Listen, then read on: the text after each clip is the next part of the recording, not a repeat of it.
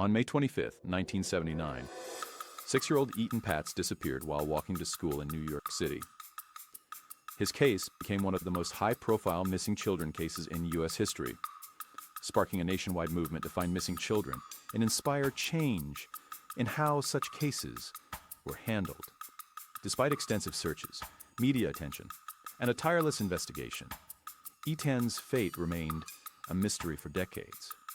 This is the story of the disappearance of Etan Patz, a case that would haunt a city and change the lives of those searching for him.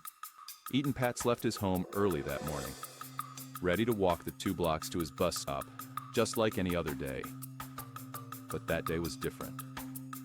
Etan never arrived at his bus stop. His mother, Julie Patz, grew frantic when he didn't come home, and by the time the authorities were notified, it was clear that Etan had vanished. The search for Etan began immediately with volunteers and police scouring the neighborhood, asking questions, and speaking to neighbors. Despite the efforts, there were no signs of him. Etan had disappeared without a trace, and the case quickly became a focal point in New York City's history. His face, along with a detailed description of his clothing, was broadcast on television and printed in newspapers, but weeks passed with no breakthrough. The investigation into Etan's disappearance was extensive.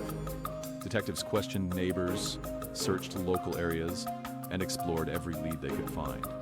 Yet, the case seemed to stall. Despite evidence that pointed to a potential abduction, no suspect or witness could be identified. The police were unable to piece together a solid narrative, and Etan's disappearance remained shrouded in mystery. One theory pointed to a man named Jose Ramos, who was a local handyman. He had been seen in the area near the time of Etan's disappearance, and some witnesses believed he may have been involved.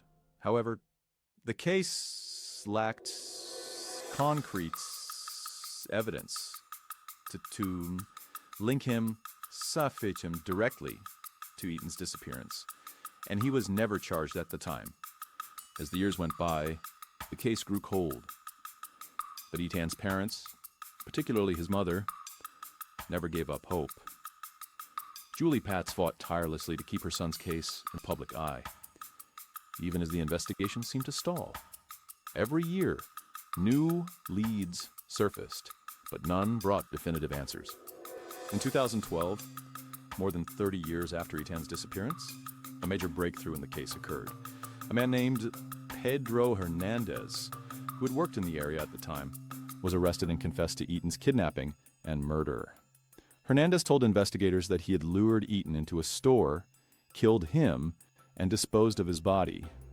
However, the details of his confession seemed inconsistent and lacked key evidence, leaving many questions unanswered. Despite the doubts surrounding Hernandez's confession, he was put on trial in 2015 for the kidnapping and murder of Etan Patz. The trial was long and drawn out, with the jury ultimately unable to reach a unanimous verdict.